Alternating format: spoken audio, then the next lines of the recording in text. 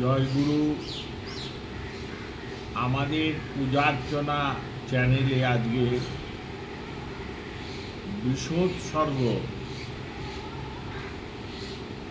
কখন কখন করা যায় সেই সম্বন্ধে একটা সম্যক এবং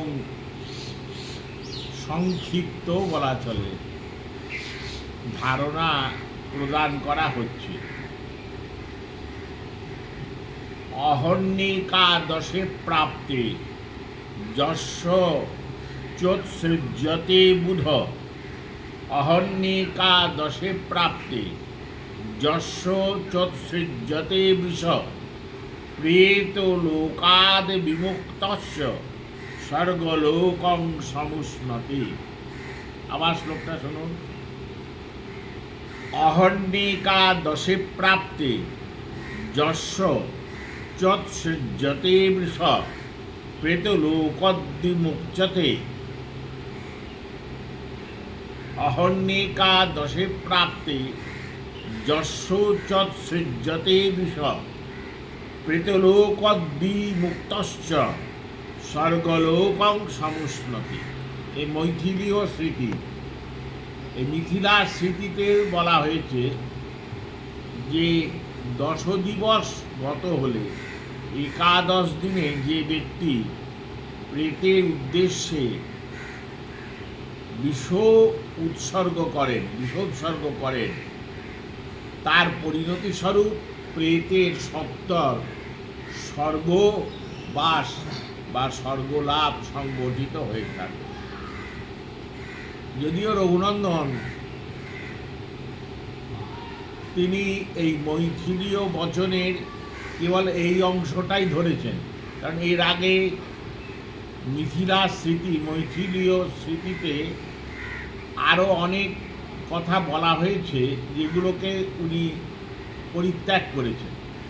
উনি এই শ্লোকটা যেটা বলা হলো যে একাদশ দিবসে বিষোৎসর্গ করবে। এই দেখুন, এটা হচ্ছে প্রথম কল্প, প্রথম বিষোৎসর্গ করার সময়। এরপর আসুন কালবিবেক নামক অগ্নিপুরাণম। কালবিবেক অগ্নিপুরাণম, অগ্নিপুরাণের একটা বচন কাল বিবেক নামক গ্রন্থে উদ্ধৃত করা হয়েছে। বইটার নাম কাল বিবেক, পুরাণটার নাম অগ্নিপুরাণ। কি বচন?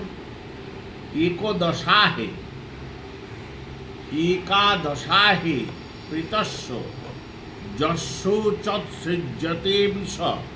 প্রেতলোকং পরিত্যজ্য স্বর্গলোকং সগচ্ছতি। একাদশাহে প্রেতস্য যস্য চোৎসৃজ্যতে বৃষ। প্রেতলোকং পরিত্যজ্য স্বর্গলোকং সগচ্ছতি। 11 দিনের দিন, আদ্যশ্রাদ্ধের দিন, যে ব্যক্তি প্রেতের উদ্দেশ্যে বিষোৎসর্গ করেন সেই ব্যক্তি প্রেতকে সহায়তা করেন। যিনি প্রেত হয়েছেন, তিনি খুব সুগমভাবে প্রেত লোক পরিত্যাগ করে স্বর্গলোকে গমন করেন।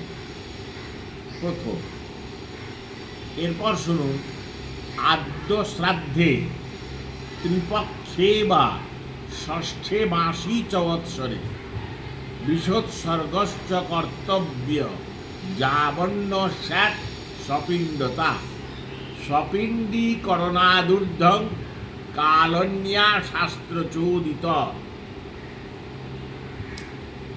এখানেতে স্পষ্ট করে আরও বিস্তৃত বলা হচ্ছে যে আদ্যশ্রাদ্ধের দিনে হোক, ত্রিপক্ষে হোক, ষষ্ঠ মাসের তিথিতে হোক, অথবা বৎসর পূর্ণ হইবার দিন হোক, যেদিন সপিণ্ডীকরণ হচ্ছে সেদিন বিষোৎসর্গ করিতে পারা যাইবে। আদ্যশ্রাদ্ধের ত্রিপক্ষে বা ত্রিপক্ষ মানে 45 দিন পরে এই সময় বিষোৎসর্গ করা যাবে। ষষ্ঠে মাসি চ বৎসরে, ষষ্ঠ মাসিকের তিথিতে বিষোৎসর্গ করা যাবে। বিষোৎসর্গশ্চ কর্তব্য যাবন্ন স্যাৎ সপিণ্ডতা। বিষোৎসর্গ করা যাবে,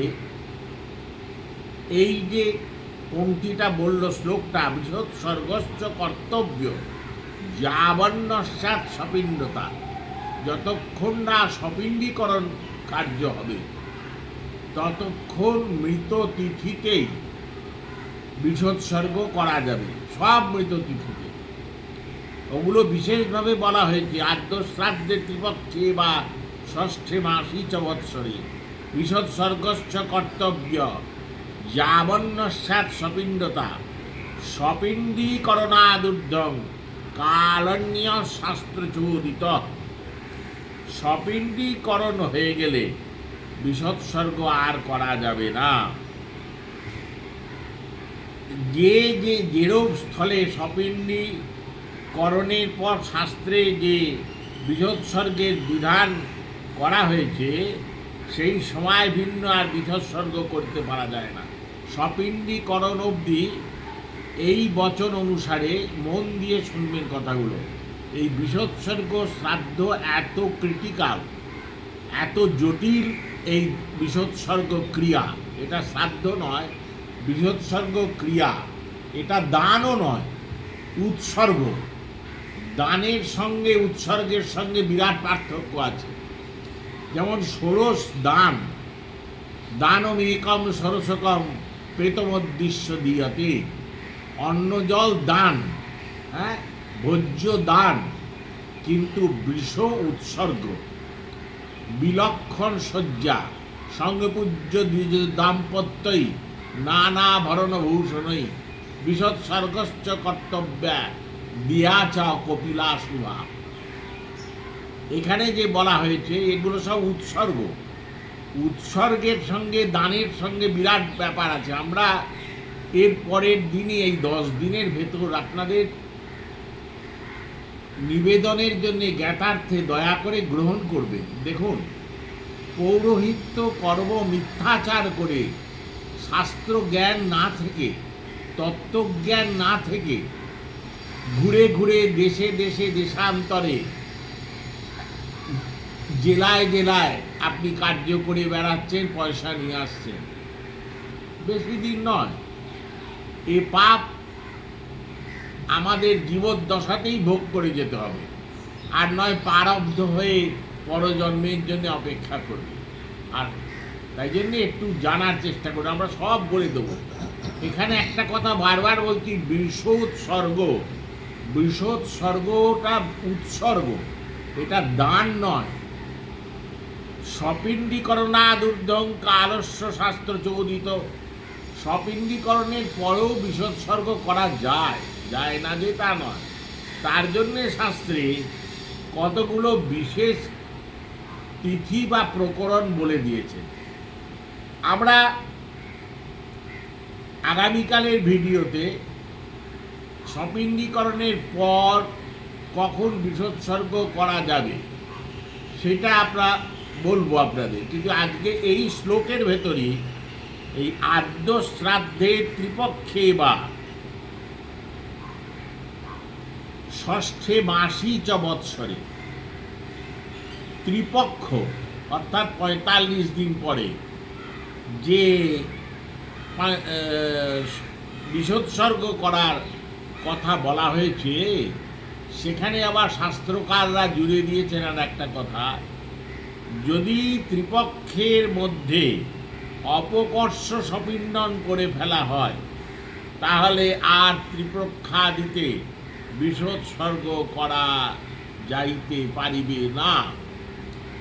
কোনো কারণে প্রথম মাসিকের মৃত্যু তিথিতেই অপকর্ষ সপিণ্ডন করে ফেলা হলো। অনেকগুলো তো কারণ আছে অপকর্ষ করার শাস্ত্রে, আপনারা জানেন যারা পৌরোহিত্য করেন। এত বিস্তৃতভাবে বললে অনেকটা দীর্ঘায়িত হয়ে যাবে। তাই প্রথম মাসিকের মৃত্যু তিথিতে মাসি মাসি, ঋতৌ ঋতৌ, ঋতু অর্থাৎ 2 মাস পরের দ্বিতীয় মাসিকের মৃত্যু তিথিতে অপকর্ষ সপিণ্ডন করে ফেলা যাবে। কিন্তু এই অপকর্ষ সপিণ্ডন করে একবার যদি আপনি ফেলেন, তারপরে কিন্তু আর আপনি 1 বছর পরে যে সপিণ্ডীকরণের তিথিটা আসবে, সেই দিন কিন্তু আপনি আর বিষোৎসর্গ করতে পারবেন না। কারণ অপকর্ষ হয়ে গেলে বিষোৎসর্গ করা আর যাবে না, ওই সপিণ্ডীকরণ ওটাই ধরে নেওয়া হবে। দেখুন, আমরা বলবো একে একে সব বলবো, কিন্তু এই যে বারবার যেটা আপনাদের মন দিয়ে শোনার কথা বলছি, আপনারা যারা পৌরোহিত্য করছেন, আপনারা দয়া করে একটুখানি এই বিভেদটা, এই পার্থক্যটা একটু জানার চেষ্টা করবেন। আপনাদের অধ্যাপকগণ বা গুরুগণ যারা আছেন, যারা আপনাদেরকে শিক্ষা দান করেন, আপনারা যার কাছে পড়াশোনা করেন, করে তারপর পৌরোহিত্য করতে যান, নিশ্চিতভাবে আপনি স্মৃতিশাস্ত্রের সম্যক জ্ঞান না থেকে বা পৌরোহিত্যের সম্যক জ্ঞান না থেকে পৌরোহিত্য করেন না। বঙ্গদেশের ব্রাহ্মণদের প্রতি আমার এই বিশ্বাস খুব দৃঢ়, এবং তাদের শ্রীচরণে আমার অনন্ত কোটি প্রণাম যে বাংলার ব্রাহ্মণগণ তারা যথেষ্ট মাত্রায় শিক্ষণবিশ থেকে পড়াশুনো করে গুরু যখন তাকে উপাধি প্রদান করেন, তারপর সেই কার্য করতে যায়।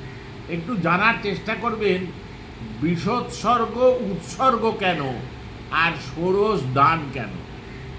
বিষোৎসর্গকে দান বলা যাবে না।